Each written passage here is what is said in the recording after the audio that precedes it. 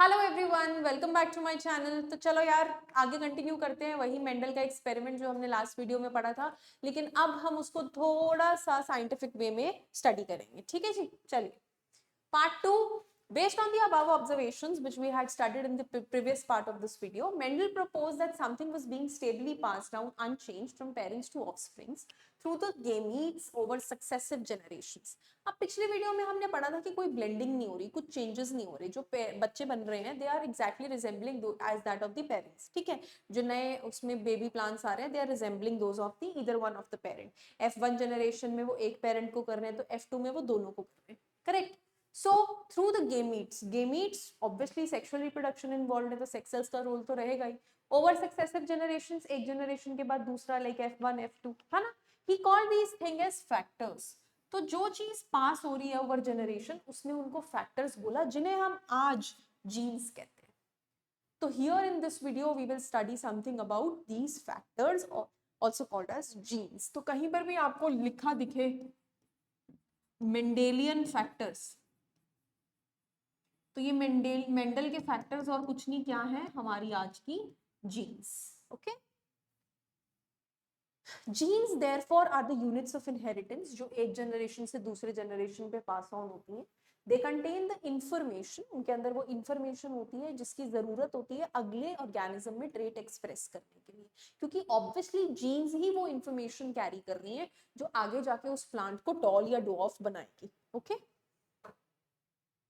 Now genes which code for a pair of contrasting traits are known as alleles. देखो यार थोड़ा सा system समझते हैं। हमें पता है कि each individual organism is made up of cell.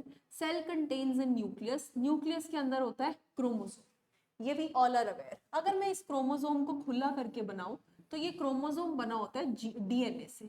तो ये जो स्ट्रैंड्स हैं ये है डीएनए के, ठीक है, न्यूक्लिक एसिड्स। अब इन्हीं डीएनए का कोई जो पोर्शन होता है उसमें क्या प्रेजेंट होती हैं, जीन्स। जिसे जो मैंने ब्लू से डिमार्केट कर दी, इनमें से कुछ डीएनए का पोर्शन प्रोटीन्स का भी बना होता है जिन्हें हम डिमार्क कर देते हैं जीन्स। और सिंस ये दोनों पेयर्स पे आती हैं, दोनों स्ट्रैंड्स पे आती हैं, तो they are always present in pairs. ठीक है, and one is known as Aleel.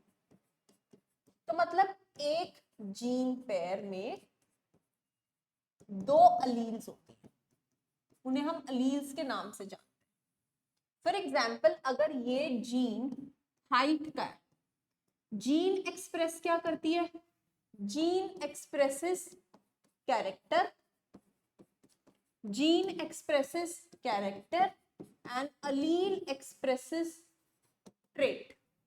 Okay, तो जो यहाँ पे पेयर्स बन रहे हैं इसमें क्या है, अलील्स, है ना। तो अगर हमारा ट्रेट जो फैक्टर है वो हाइट का है, तो हाइट के दो ट्रेट्स हो गए, टॉल ड्वार्फ। तो एक अलील टॉल की होगी, दूसरी अलील ड्वार्फ की होगी। तो यही वो बता रहे हैं कि जीन्स हमेशा पेयर में कोड होती है ऑफ कॉन्ट्रास्टिंग ट्रेट्स, एक टॉल एक dwarf, and are known as alleles, जिन्हें हम alleles कहते हैं। That is, they are slightly different forms of the same gene. Gene एक ही कैरेक्टर की है हाइट की, लेकिन उसके दो अलग अलग traits. If we use alphabetical symbols for each gene, अगर हम हर जीन के alphabetical symbols को यूज करते हैं, then the capital letter is used for the trait expressed at the F1 stage, whereas the small alphabet is used for the trait expressed in the other. Now let me tell you, हमने पढ़ा कि Mendel ने toll और dwarf plant को initially cross किया, तो उसे जो सबसे पहले प्लांट्स मिले थे F1 जनरेशन में वो सभी टॉल थे। ठीक है जी, तो यहाँ पे जो हमारी ट्रेट एक्सप्रेस हुआ उसे हमने कैपिटल में ले लिया, T for tall. Then F2 generation में उसके पास 3 टॉल प्लांट्स मिले और एक डॉर्फ प्लांट मिला। तो यहाँ जो डॉर्फ प्लांट था उसको हमने उसी का स्मॉल लेटर ले लिया। We will not take D for dwarf as it will lead to confusion. हमने T for tall लिया तो उसी का स्मॉल लेटर हमने सेकंड ट्रेट के लिए ले लिया जो F2 जनरेशन में हमें दिखा था। ठीक है, तो यही यहाँ पे वो मेंशन कर रहे हैं कि आप सिंबल चेंज नहीं करोगे। See, they have written, for example, in case of the character of height, T will be used for the tall trait, and dwarf के लिए D नहीं यूज होगा, we will use small t. Right? So hence in plants the pair of alleles for height would be या तो दोनों ही segment पे क्या होंगे, कैपिटल टी, या फिर दोनों ही सेगमेंट में क्या होगा 1t स्मॉल टी या फिर स्मॉल टी स्मॉल टी, कोई भी पेयर हो सकते हैं तीनों में से, एनी पॉसिबिलिटीज, वो हम क्रॉस में स्टडी करेंगे कि क्या पॉसिबिलिटीज बनती है।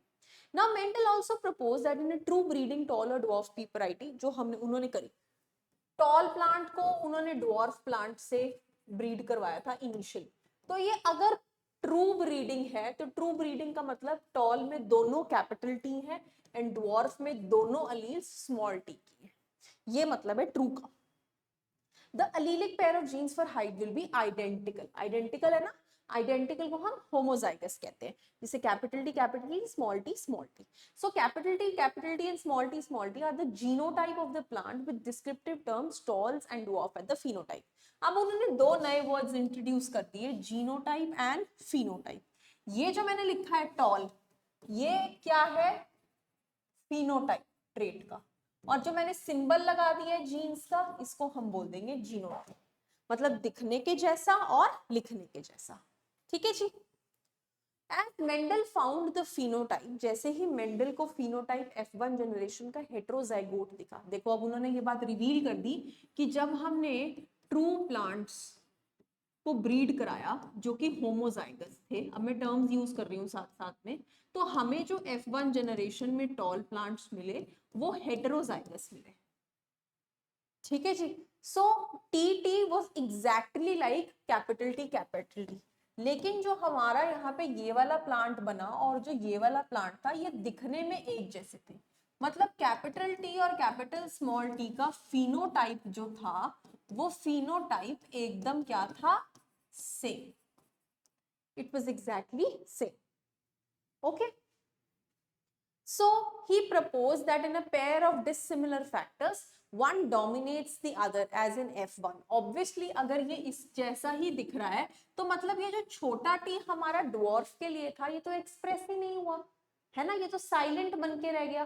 तो यहां से हमें पता लगा कि एक अलील दूसरे के ऊपर क्या करती है, dominate.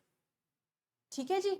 So here one dominates the other as in F1 generation, तो इसीलिए हमने उसको डोमिनेंट फैक्टर बोल दिया, और जो बेचारा दबके रह गया स्मॉल टी उसको हमने रिसेसिव फैक्टर कह दिया। Then in this case capital T is for tallness that is dominant and small t is for dwarfness that is recessive. तो उसने ये आइडेंटिकल बिहेवियर सभी में स्टडी किया कि जो F1 जनरेशन में एक्सप्रेस हो गए वो हेट्रोजाइगोट थे, जिसमें सिर्फ एक ही अलील ने दूसरे पे एक्सप्रेस किया, तो एक्सप्रेसिव अलील डोमिनेंट होगी, नॉन एक्सप्रेसिव अलील रिसेसिव होगी। ठीक है। It is convenient and logical to use the capital and lower case, वही सेम बात आ गई कि capital T small T use करेंगे, डी नहीं यूज करेंगे, वही सेम चीज उन्होंने यहाँ पे मेंशन करी है, करेक्ट, क्योंकि it can lead to confusion. Alleles can be similar as in case of homozygous में तो obviously similar है, और heterozygous में different। Since capital T small t plant is heterozygous for genes controlling one character that is height, it is a monohybrid cross। अब अगर हम एक ही character की बात कर रहे हैं that is height, जिसमें हमारे वन पेयर ऑफ allele है, तो वो वाला क्रॉस मोनोहाइब्रिड क्रॉस होगा। जहां पे हम दो कैरेक्टर्स लेंगे वो डाईहाइब्रिड, जहां पे तीन लेंगे वो trihybrid cross. Okay, so that was all about Mendel's का एक्सपेरिमेंट का पार्ट 2, जिसमें हमने अलील, जीन्स और इन सब की नेमिंग, जीनोटाइप, फिनोटाइप को डिटेल में कवर किया। That's all for now, thank you so much.